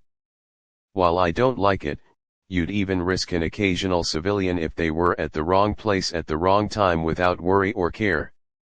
Given the nature of this war, such a thing obviously cannot be helped, but I know for a fact that you would never actively go out and actively risk the lives of innocents on purpose, nor would you condone such an action. You consider such actions depraved and desperate, things that you would never associate with yourself if you could help it. So given that you surmise that my sister has been acting on her own without me. Livia laughed bitterly. She was pegged and she knew it, however she knew that this was not the end of things. If Shirou knew something about her sister she didn't, she would get it out of him, war be damned. And what proof do you have that my sister is responsible for all of this? Acting without credible reason is not like you, Emiya. Shirou didn't talk or move at all before reaching into his coat and took out a small file of papers. I encountered the Witch of Betrayal and the recently summoned assassin, working together and set up at Fuiuki Temple, which you know lies on one of the major ley lines in town. I don't know about what the others saw, but personally she seemed have set up to camp there for a while. Bounded fields. A workshop. The works. The temple. Livia swallowed heavily as she recalled everything she could about the local landmark while absently taking the papers. She teamed up with Assassin's master. Who is he? I don't know. Shirou admitted with a half-truth. After all, he didn't actually see any proof to support his speculation that Castor had indeed summoned a slave. For all I know, Castor might have found a loophole and summoned him herself. Regardless, Assassin alone proved dangerous enough to repel two servants at once with his unique abilities. He fights completely differently compared to the other servants in the war. What I gave you is everything I compiled on his stats, abilities, and tactics. And Marjata, the sister asked, not looking at the papers yet. What happened to my sister? You tell me. Shirou frowned. Last time I saw her, I forced her to use a command seal to make Castor warp her back here. I don't know. Livia's temper was reaching a breaking point, but she remained as calm as she could. She should have been here when I returned that night, but I never saw her and her things were gone. No blood. No signs of struggle, and no fighting, else my home would be in shambles by now. The best I know is that she's still alive due to our connection with Ore Scales. So she left on her own, or it appears to be that at least. The Emiya surmised, making note of Livia's slip in her sorcery traits ability. In either case, it's safe to say that at least the Witch of Betrayal is your enemy now. So help me, sister. The Edelfelt was grinding her teeth in frustration. If she actually betrayed me, I swear I suggest actually figuring out a way to get to her first. Shirou interrupted. Assassin is more dangerous than anticipated. Actually, I believe that your Castor has the best chance to clear a safe path through his traps than any of the other servants. So that's why you bothered to tell me this. Livia snorted darkly. I didn't think you were the type to use others, Emiya. I was hoping to take care of the situation myself without bothering you. The young man admitted with reluctance. I wasn't going to harm Marjata if I could help it. I'm trying to end this war with as few casualties as possible. This includes the masters. Well, you're doing a fine job of that right now. Her biting sarcasm was not lost on anyone despite the proper demeanor she attempted to maintain.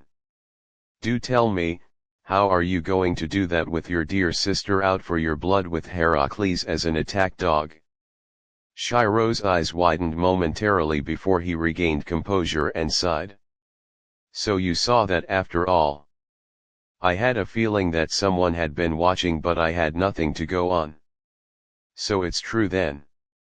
The Einsborn representative is Kiritsugu Emiya's true child. Among other things.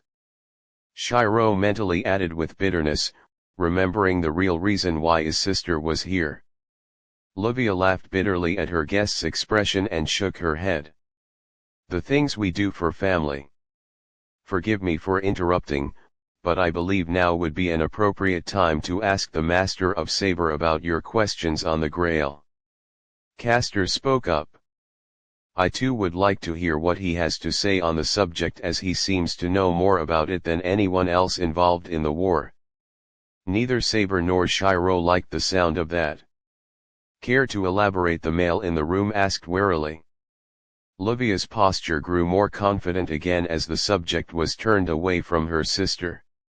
As you surmised, We witnessed the entirety of your encounter with Einsborn and heard every word. So as expected, you piqued my curiosity and prompted me to visit the memorial park. And guess who I happened to meet by chance there? Shirou and Saber both paled, knowing exactly who Livia was referring to. Livia played with her hair, so imagine my surprise when Castor inspected that interesting sword you gave your sister and came up with the fact that not only did the weapon's curse match the park's, but that it got the curse before the park did. She made eye contact with Shirou. Or should I say, Shirou Emiya was cursed before the park. The Edelfelt did not stop there. Your father effectively won the war, yet turned down the Grail, somehow destroying it in the process. As a result, the entire area that would be the park was immolated in a dark curse and fire that killed everyone but you. However, at some point shortly before he did this, he had somehow been tainted with what altered the land here. Given the absurd area that had been affected, none of the remaining servants could have been responsible for the curse itself, which leaves me to only one outlandish, yet logical conclusion. The Holy Grail we are fighting for is cursed, isn't it, Shirou Emiya? Shirou remained quiet for several seconds before letting out a dry laugh. Damn. And here I was waiting to tell everyone at once in a controlled setting after getting more things done first. How Castor frowned. The Grail itself, if a magnificently powerful artifact, how could it have been corrupted without anyone knowing? It will take too long to go into the details now, but it happened during the Third War when one of the competitors tried to tweak the rules to their favor, resulting in an abnormal heroic spirit being summoned who ironically enough in life was tasked to be a living wish. Shirou supplied evenly. The end result though is that the Grail is now essentially a monkey's paw and virtually no one knows about it. Only instead of merely tweaking the results of the wish, it attempts to kill as many humans as possible in the process to achieve it. The results would still be what you desired, the Grail's wish-granting function is still there, but the method would be as destructive as possible. And if someone desired something large, such as world peace or access to the Akashic records. Livia's and Castor's faces were white as they realized the repercussions of such a thing. Livia had little doubt that the results would be nothing short of catastrophic. Many magi would still go through such a reckless ritual simply because it yielded results, even if it risked exposing thaumaturgy to the rest of the world and potential genocide. Why didn't you tell anyone this? This is completely unlike you. You'd be the first person to try and stop the war from happening at all if this was known earlier. There's something else afoot, isn't there? Castor frowned. You would not remain silent if it were not the case. Several. The Emiya stated in a dead tone. Most of which are just as concerning as the Grail itself. Should the war be cancelled, I risk letting these factors go unaddressed or in a worst-case scenario unleash them without proper resources available to address them without dire consequences. The servants. Livia surmised. It was not difficult to guess that. After all, only a heroic spirit could truly fight on par with another one, with the possible exceptions of beings like dead apostles' ancestors or the White Princess. With the right preparation, it would not be difficult to prepare an adequate force or counter to almost any situation.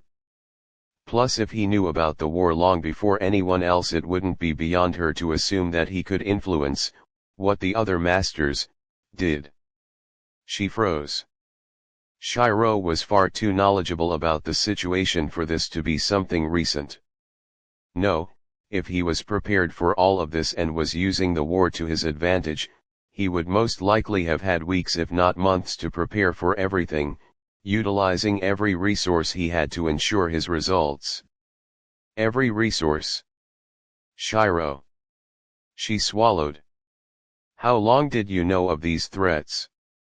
Saber was as stoic as ever, but she could tell that things were about to take a turn for the worse. Shirou seemed to know as well, however Livia had already learned of this much already. To stop now would only damn him more. Besides, he sucked at lying and he didn't have his shroud over his face. Years. He stated bluntly. Years. She laughed, her throat tightening, and shook her head. You knew this war was coming earlier than everyone else and was preparing behind everyone's backs. How stupid we all were to miss this. It's all fitting into place now. It makes sense with McGinty and Lord El Meloy II training you before anyone knew who you were. Supporting you, every step of the way. Lord L. Castor's eyes narrowed before she realized what her master was insinuating, and her stomach dropped like a rock. No. No. You couldn't mean. My summoning of Castor was not a decision made out of logic due to my sister and I having or scales, was it? Livia stated in a soft dead tone.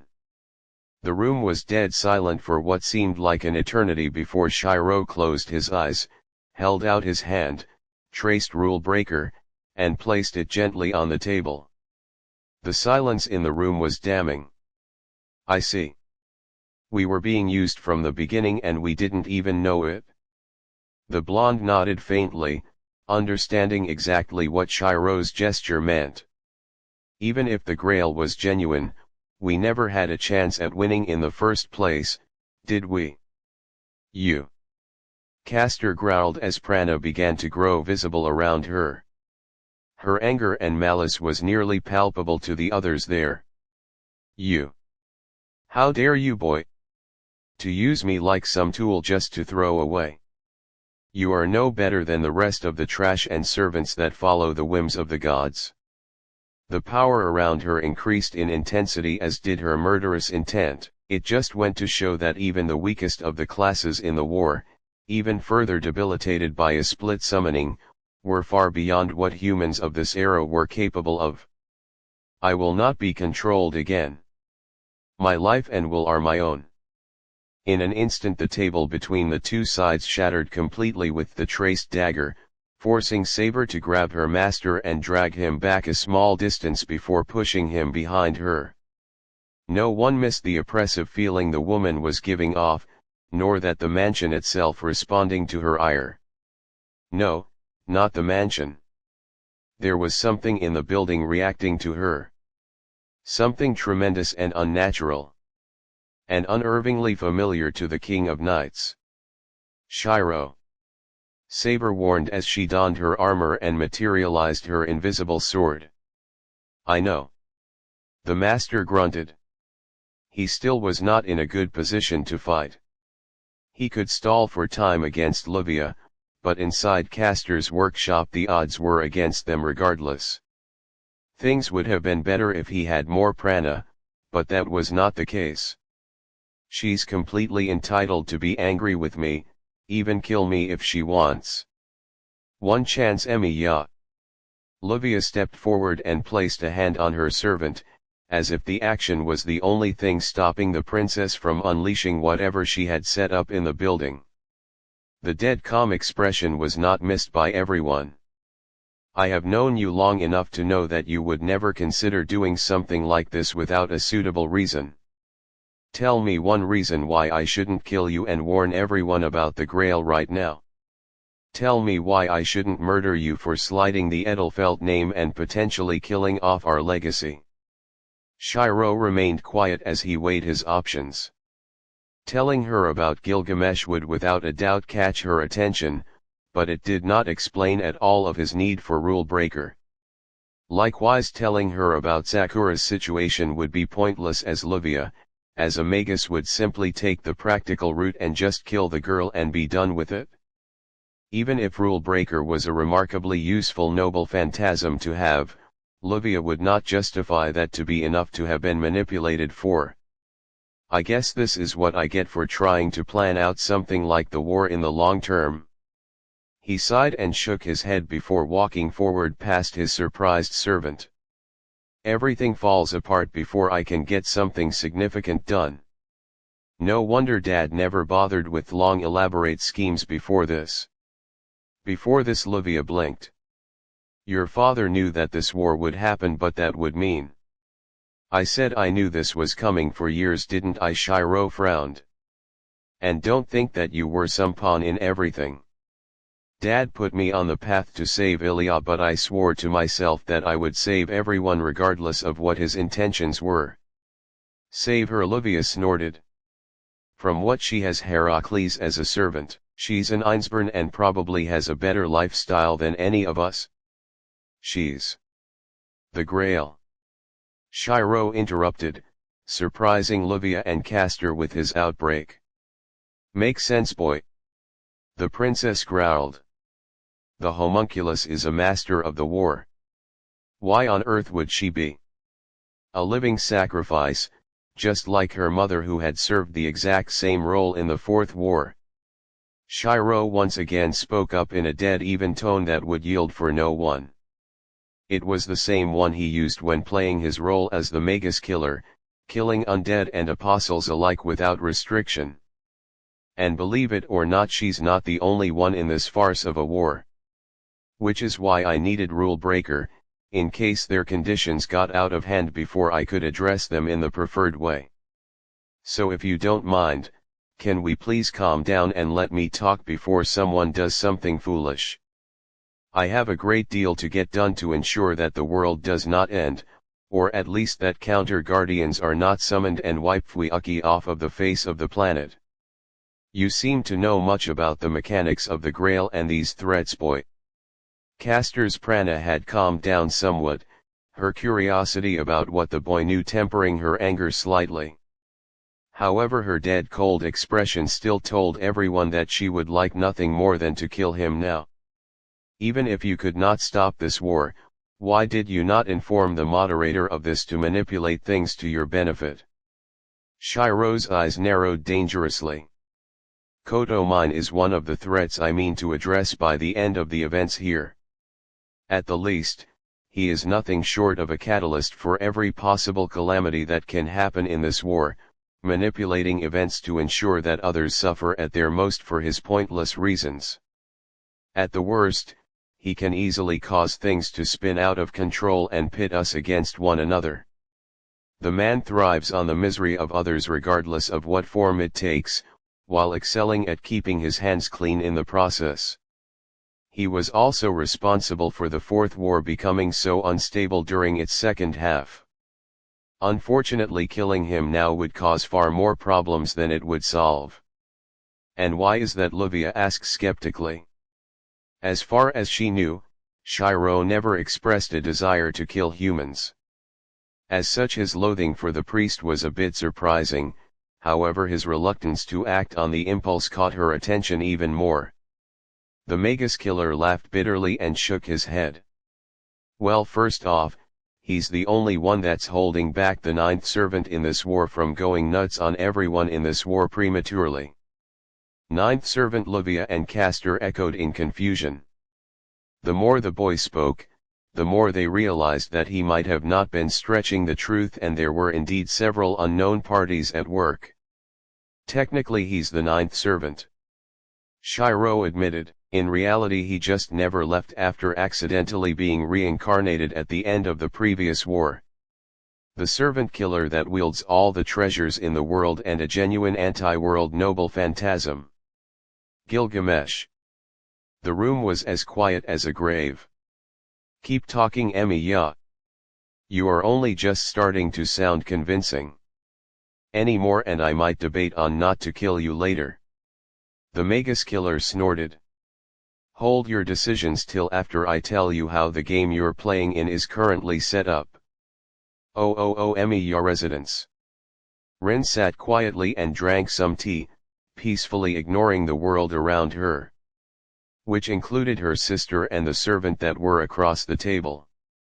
Leave it to Shirou to stock the stuff he knows other people likes. The Tosaka sighed as she put down the cup in front of her.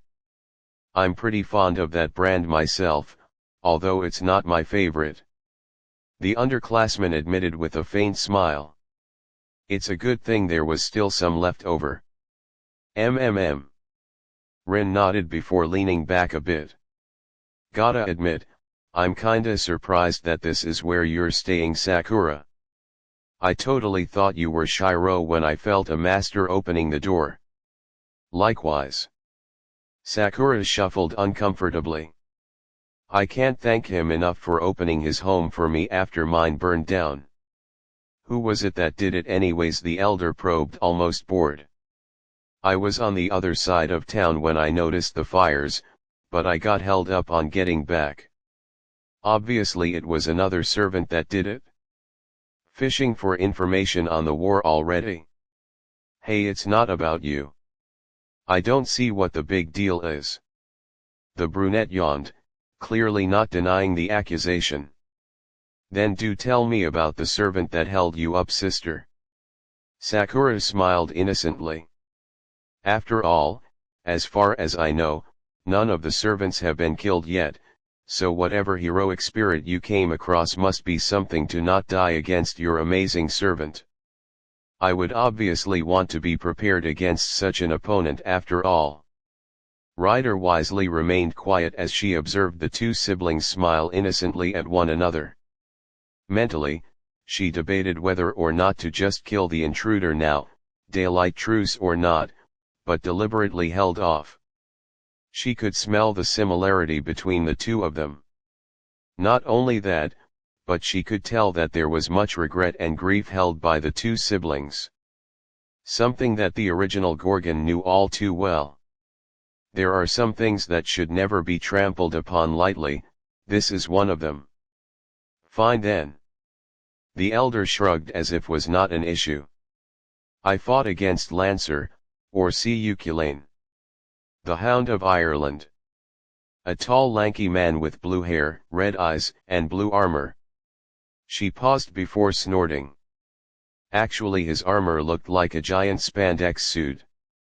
Didn't leave much room for imagination if you ask me. The wielder of Gibalg. Sakura muttered as she reviewed what she knew about the legend. Did he use it? What were its abilities? No, and my guess is that it probably has something to do with a spear thrust. Ren waved her hand lazily. You know, the 1,000 barbs piercing the target from the inside out thing. Really, it was his absurd speed that was the most dangerous thing about him. And his master? Sakura pressed. A magus from the association. Ren's answer was slightly more ambiguous, but there was no hesitation in it. She was very strong too. She's definitely an enforcer, or at the very least a magus with a combat and application focus. She used mostly runes and enchanted her clothes to fight up close. I see. It certainly does not sound like someone most magi could take on without preparation. Sakura nodded in understanding. I guess the best way to fight her is when she doesn't have any clothes on, but that would just be silly. Strike when she's in the shower, like in that old corny American horror film. Ren laughed at the idea of trying to do that. She also held back a wince at the follow-up image of Bayzet beating the living tar out of her while wrapped in a towel because she was dumb enough to try and get in close again. So who burned your home down? Sakura sighed before drinking some of her tea. The Edelfelts did with their casters. They somehow managed to split their spirit into two variants, one for each of them. Two casters? Ren blinked curiously, as if this was new to her. Hold on, I think I remember hearing about them doing something like that in the Third War, but they did it with Saber then. Sakura confirmed. They were both media of Kalchis, but their powers and noble phantasms were completely different. One focused on her magic while the other utilized summoning as her main form of combat, bringing out a herd of fire-breathing oxen. It made them extremely versatile and difficult to deal with alone, even if individually they are weaker than the standard servant. Ren knew very well not to underestimate seemingly weaker servants after dealing with Assassin, however this bit of information was still a bit interesting. From what Sakura had just said, both casters had a solid combo going for themselves. If that was the case, why risk splitting up just so one can reside at the temple with assassin and the other acts by itself? Neither one is strong enough to pose a threat to the other servants by themselves, so the situation itself poses a giant threat to the caster that isn't at the temple. Perhaps she should give Livia a little house visit as soon as Archer recovers. You're scheming something again. Sakura pegged the nature of Rin's thought process without hesitation. We've known each other for how long? Rin asked skeptically. Shirou would at least appreciate it if you didn't do that in his home while he wasn't here. It makes him uncomfortable enough when you do that when he is around. Hey, I supplied his holy land as a gift, so I'm allowed some legroom in when and where I produce my dastardly plans. Rin crossed her arms in mock authority while looking smugly in the direction of the kitchen, right before a pained expression crossed her face for a moment. Sakura sighed tiredly. Can you just hold on doing that this time? I've had a tiring morning. What happened? Did Shirou get too touchy or something? Rin's sarcastic comment was not out of the ordinary. She occasionally made snipes at the boy's lack of a sex drive and assertiveness. Sakura couldn't argue against them. Most of the time she had to deliberately set the mood whenever they did have sex.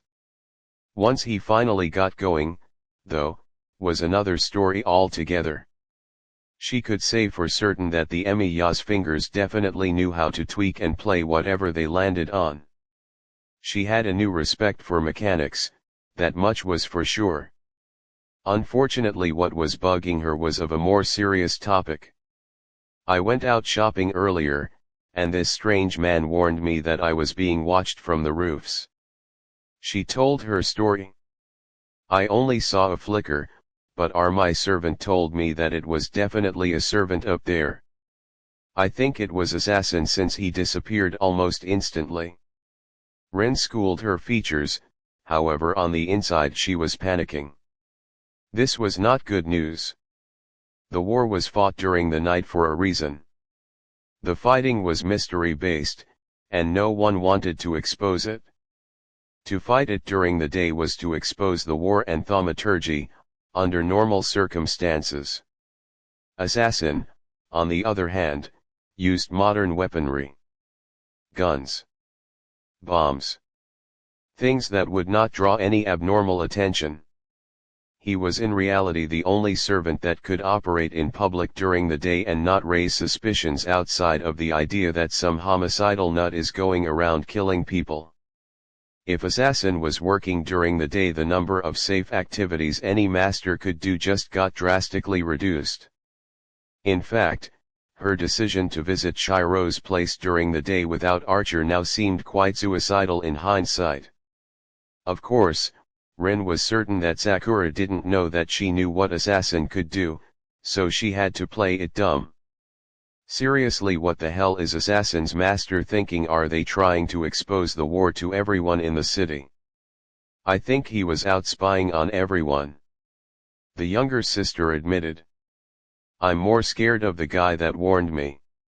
He wasn't a servant or a master, and something about him just felt wrong to me. My servant didn't like him either. She repressed a shiver at the memory of that man. Something was wrong with him, unnaturally wrong. Rin rose an eyebrow. Not a master or a servant, but he still detected assassin while he was hiding. Her sister nodded. Well, that can't be good. Not good was putting it lightly. The war itself was not an unknown thing in the magus community. It was widely acknowledged that unless you were part of the overseeing group or one of the participants, it would be akin to suicidal to be in Fuiuki if you were magically capable, since you'd be seen as a potential enemy or a loose end by the participants. He just disappeared after warning me, so I didn't even get a good look at him too. Sakura fidgeted. He was very good looking though, with blonde hair and red eyes. Red eyes? You think he might be one of the crossbreeds here? Rin blinked in confusion. Japan did have a notoriously large number of human-demon hybrids. Then again, red hair is more common for them. Actually, I don't think I've ever heard of a blonde hybrid before. He might be an American hybrid. Sakura offered. I've heard that they are more tolerant of geniality there. Haven't heard of one that can speak decent Japanese though. There was a joke when it came to languages and Americans. If you know 2 or 3 languages, you're normal. If you know 4 or more, you're special. 1, you're American. Do you seriously think this guy is a threat? I don't know. Sakura was conflicted. He definitely gave me a bad vibe and my servant didn't like him, but he didn't do anything either save for pointing out assassin to me. The fact that he's here and not a part of the war is enough to make him suspicious. The elder frowned, realizing that for the moment there was little point in worrying about the mystery man. Unfortunately, since we don't have much else to go by, there's nothing we can do about it. The best we can do is just keep an eye out for him and make sure he doesn't mess with the war. That's what I was afraid of. Sakura relented. Best to focus on the war at hand. Rin shrugged as she drank some more tea. Still, I'm a bit jealous that you already teamed up with Shirou. It would be really hard to beat you two up front and come out unscathed regardless of what servant he summons. She paused. Unless he summoned Berserker, but I don't think he was unlucky enough for that to happen. He summoned Saber. It was pointless to hide the fact now. Rin probably wasn't going to go back home until she had Shirou escort her back, and by then Saber's existence would be well known since she couldn't go into spiritual form. Rin's eyebrow twitched. I shouldn't be surprised. He probably was his own damn catalyst given his condition. Actually, if she didn't summon Archer first, she wondered if Shirou would have ended up summoning himself by accident. Wait, didn't you mention earlier that Saber was a girl? Sakura nodded. You'll probably see her when Shirou comes back. She's surprisingly young looking but carries herself with lots of authority and talks as if she's older than she is. I don't know who she was in life though. And her sword, the Tosaka asked curiously. I have to be wary of Shirou's latest addition to his stock after all. I don't know. The girl answered honestly, not at all being pressed for information about Shirou's servant. She has a noble phantasm that makes it invisible, so I can't tell you what it looks like in the slightest.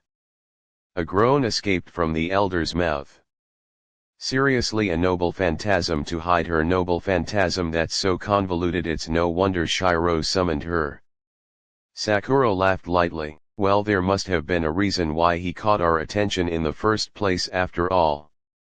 It wouldn't do for him to be boring.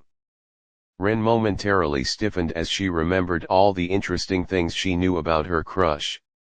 It was not missed by the other 2 people in the room. Is something wrong? The youngest one there blinked in confusion. There was a slight hesitation. Sakura, remember what the requirements were for having a reality marble were that you had to have a strong alternate view of the world that went against Gaia's standards. Yes, I thought that we came to terms with that after the Louvre incident years ago. Rin licked her lips hesitantly. I think we might have underestimated what exactly that means for Shirou. The temperature in the room dropped. What exactly do you mean by that, sister? I don't know. Rin answered honestly as she tried to gather her thoughts and figure out a way to explain this without exposing too much. My servant, he knows more about reality marbles than most do, than most would ever know. What I saw, what I felt, it made me realize that there's more to Shirou's condition than we thought, and it scares me. Are you saying that Shirou is dangerous, that we should keep our distance from him? There was a distinct edge to Sakura's voice now. Rin laughed bitterly. Dangerous, of course he is. He's the magus killer. He has a reality marble that makes any sword he wants after all, but, you know as well as I do that the most dangerous one he is to is himself. It took a few seconds for Sakura to understand what her sibling was saying. You think he's going to end up killing himself to help people? Alone, possibly framed for something he didn't do by someone he helped, with a bloody satisfied smile on his face. Bile threatened to go up the Tosaka's throat as she recalled the image from last night. We won't let that happen. We swore that we wouldn't when we learned about what he was. The Matu argued, but was a bit more gentle this time. Whatever Rin had seen had without a doubt gotten to her. But what did we actually know? Sakura, we knew how he thought, yes, but we just assumed that if we stuck by him he'd either get better or be convinced to follow our advice. Rin grunted. Tell me honestly, if Shirou got an idea in his head, no matter how stupid or suicidal we thought it was, do you think that we would be able to stop him if he was dead set on it? No. Do you think he would even tell us about it if he thought that it didn't concern us? It only took a few seconds for Sakura to realize that she couldn't answer that question in good conscience. How could she entering the war for her? Becoming Rider's master on top of being Saber's master. Making a deal with Zukin. All while being an unstable apostle at that. And she had not once argued against his decisions, because he had done virtually all of it for her. Rin misinterpreted Sakura slowly crossing her arms and pinching one of them to be her way of reluctantly realizing her point. Looks like you're getting the same conclusion I got. She shook her head as if hearing a bad joke. Honestly, here we are worried about him when we were supposed to have resolved ourselves to the fact that we're fighting to the death. Shirou wouldn't kill us. Sakura mumbled, more to herself than to her sister. He'd do anything to make sure we didn't die. Unfortunately, his definition of anything encompasses more reckless actions than ours does. She let out a sigh. Not that I'm ungrateful for it, mind you, but doing it wouldn't even qualify as a decision for him. It would be the default setting. At least for us. She made a wry grin. Somehow we've become a part of the system that is Shirou Emiya. Remember? Sakura laughed nervously. The sheaths for the sword. Yeah. But still, how do we? Before the conversation could continue, however, the front door opened and a pair of loud and fast footsteps were heard. Moments later, Saber and Shirou had appeared, both geared for battle. Obviously Shirou had felt Rin's presence and assumed the worst. You were right. The Tosaka mused as she inspected the still battle-ready servant. She does look young. She paused for a moment as she saw Saber's profile. But with those stats she could look like anything for all I care.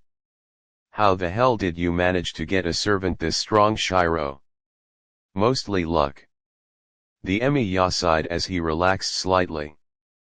Why are you here and without your servant Rin? Don't tell me it got killed off already. The brunette snorted and lifted up her hand to reveal the command seals on it. I'll be damned before I become the first casualty in the war, Shirou. My partner's just guarding home while I visit, since I can only tolerate so much of his sarcasm.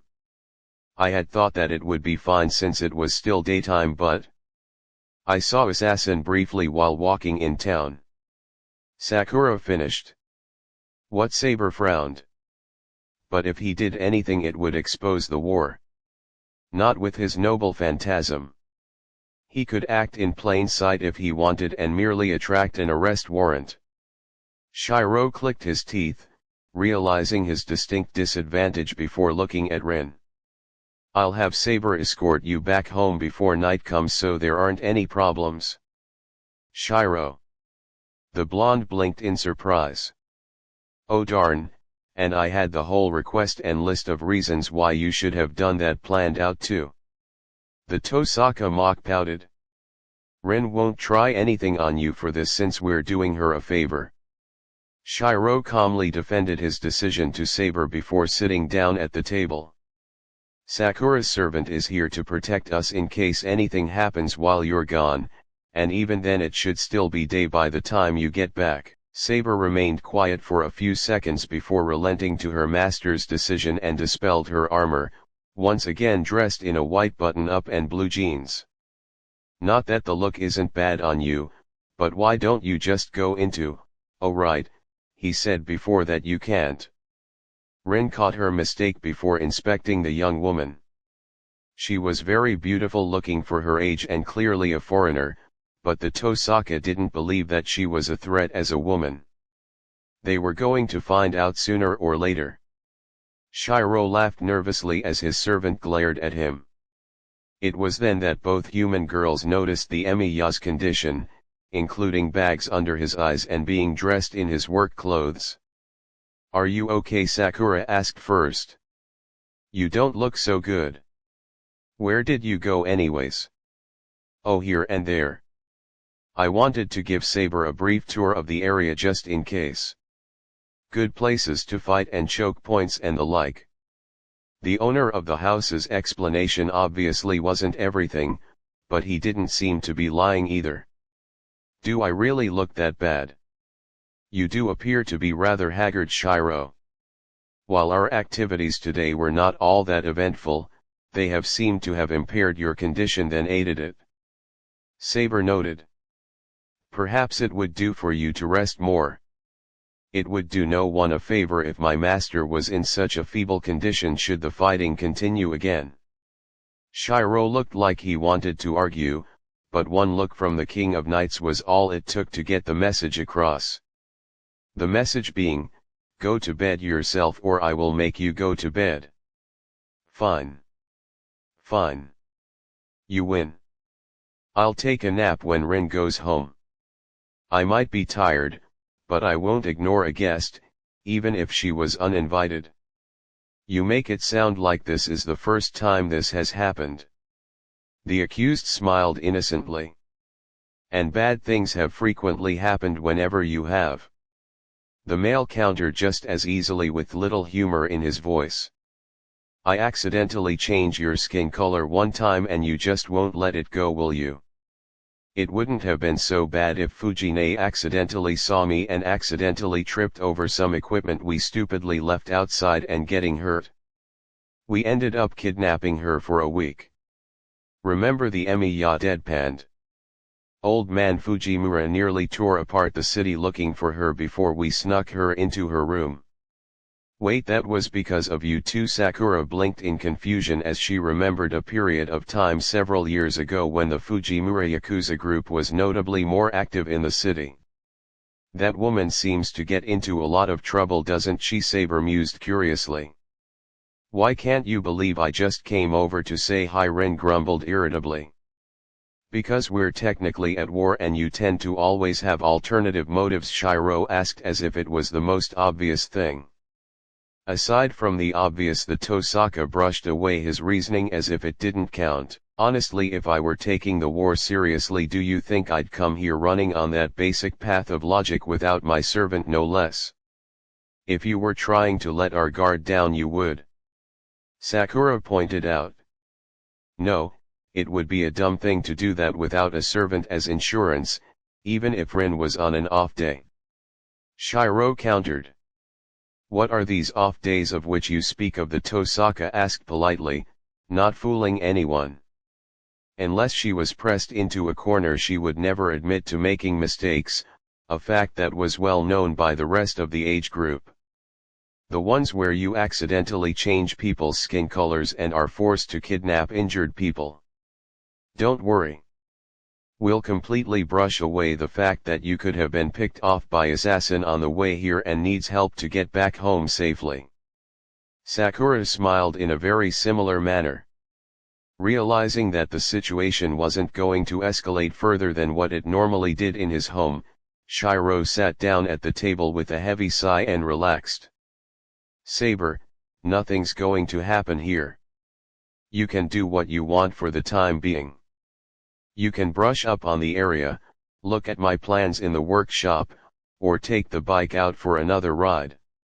Ryder took the opportunity to move a bit to the exit of the room, all but telling Saber that she had something on her mind.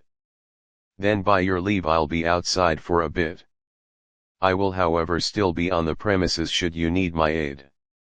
She's an obedient one, isn't she? Ren chuckled as the blonde walked to the backyard. I didn't know you were into that sort of.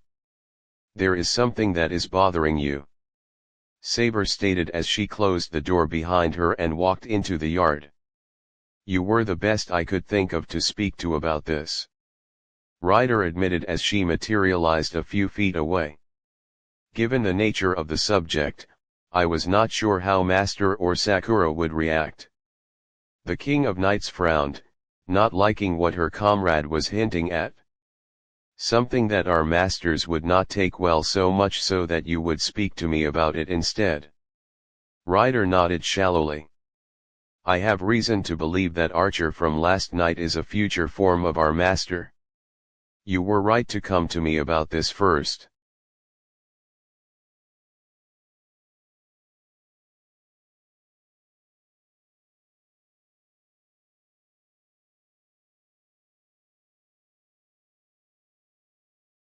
That is the end of the chapters for today.